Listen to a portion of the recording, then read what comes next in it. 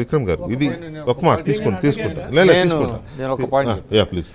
అంటే వాళ్ళ చక్రవర్తి గారు వాళ్ళ మనుషులు అంటే ఆయన అసోసియేట్స్ ఆయన స్వయంగా వెళ్ళారు కేసు వేయటాన్ని ఎవరు తప్పట్టరు, ఆహ్వానించదగింది. కానీ స్టేట్ గవర్నమెంట్ ఏదో as if state government fail అయిందని, లేకపోతే ఇంకా తీసుకోవట్లేదనో, చర్యలు తీసుకోవట్లేదు అని మన కన్క్లూషన్కి రావడం కరెక్ట్ కాదు.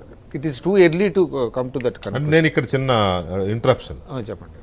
2022లోనే ఎప్పుడైతే ఈ అగ్రిమెంట్స్ అయినాయో, ఈ అగ్రిమెంట్స్ అయినప్పుడే తెలుగుదేశం పార్టీయే దీని ముందు ఎక్స్పోజ్ చేసింది. అఫ్కోర్స్ అందరికంటే ముందు ఎక్స్పోజ్ చేసింది ఆంధ్రజ్యోతి.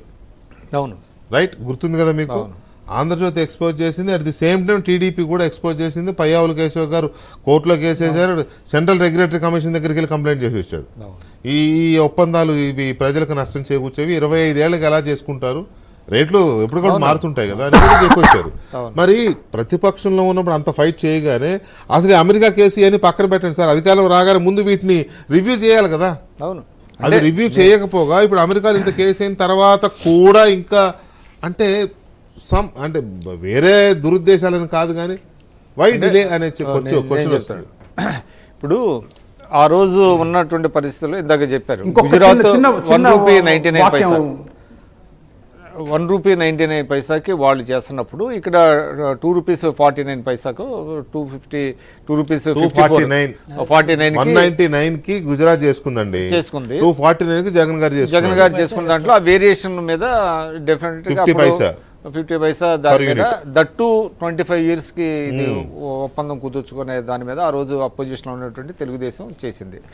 అయితే ఇవాళ తెలుగుదేశం అధికారంలోకి వచ్చిన తర్వాత దీని మీద ఏ విధంగా రివ్యూ చేయాలనేది డెఫినెట్గా వాళ్ళ మీద బాధ్యత ఉన్నది. అయితే నేనేంటంటే ఈ పర్టికులర్ ఇష్యూలో ఏదైతే అదానీ కేసు బయటకు వచ్చిన తర్వాత ఒక స్టేట్మెంట్ అయితే ఇచ్చారు. అయితే దీనిని పూర్తిగా అసలు స్టేట్ గవర్నమెంట్ పట్టించుకోవట్లేదు, దీని మీద రివ్యూ చేయట్లేదు అని మనం అంటే నేనేది it is too early to come to A conclusion అంటున్నా ఇవాళ. ఎందుకంటే సీఎం గారు on the floor of the house ఒక స్టేట్మెంట్ ఇచ్చారు, ఒక అష్యూరెన్స్ ఇచ్చారు. దీని మీద గవర్నమెంట్ డెఫినెట్గా దీని మీద దృష్టి పెట్టింది, ఇంకా దీని మీద డీప్గా స్టడీ చేయాల్సిన అవసరం ఉందని చెప్తున్నారు. అంటే నాకు అంటే ఒక విషయం, సారీ నేను మిమ్మల్ని క్రాస్ చేసిన అనుకోకపోతే, అమెరికాలో ఇష్యూ అయిన ఛార్జ్ షీట్లో వాటెవర్ దాంట్లో ఏముంది, అదాని అమెరికా సొమ్ముని తీసుకెళ్ళి ఫారిన్ ఆఫీషియల్స్కి బ్రైబ్ ఇచ్చాడు అని ఉంది. అదాని ఇచ్చాడు తప్ప అదానికి కేంద్ర ప్రభుత్వానికి ఎలాంటి సంబంధం లేదు, మీరు అది గమనించండి.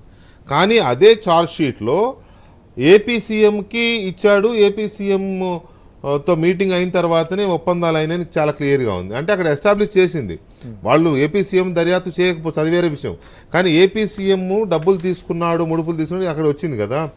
అది ఎవరికి సంబంధించింది, ఆంధ్రప్రదేశ్ రాష్ట్రానికి సంబంధించింది.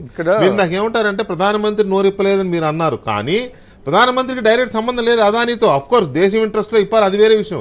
కానీ ఇక్కడ రాష్ట్రం ఇంట్రెస్ట్ కాబట్టి ఆల్రెడీ ఇదే తెలుగుదేశం పార్టీ అపోజిషన్లో ఉన్నప్పుడు గొంతు చించుకుని అరిచింది కాబట్టి ఇంత ఆధారం తిన్నాక వై కీపింగ్ సైలెంట్ అనేది క్వశ్చన్. ఇప్పుడు నేను సమాజం ఇందాక చక్రవర్తి గారు ఒక మాట అన్నారు, డైరెక్ట్ అమెరికన్ కోర్టులకి కానీ అమెరికన్ గవర్నమెంట్కి కానీ జగన్మోహన్ రెడ్డి గారితో డైరెక్ట్ ఎటువంటి డీలింగ్ లేదు, అదానీతో ఉన్నది అనే మాట అన్నారు. అది కరెక్ట్. అది ఫస్ట్ ఆఫ్ ఆల్ ఏంటంటే అదానీని ఎక్స్ట్రాడిషన్ చేస్తారా అంటే అరెస్ట్ చేస్తారా, అరెస్ట్ చేస్తే ఎండ్ ఈ బ్రైబ్స్ ఎవరి దాకా వెళ్ళింది అనేది అప్పుడు తెలుస్తుందండి. అంటే ఫస్ట్ మీరు కేసు అక్కడి నుంచి రావాలి తప్ప జగన్మోహన్ రెడ్డి నుంచి కేసు వెళ్ళదు కదా, వెళ్ళదు.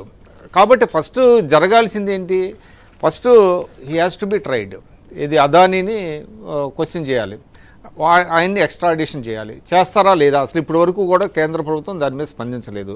ఎందుకంటే అమెరికన్ గవర్నమెంట్ స్పందించలేదంటే అమెరికా నుంచి కేంద్రానికి ఇంకా రిక్వెస్ట్ రాలా అతన్ని మాకు అప్పగించండి అని.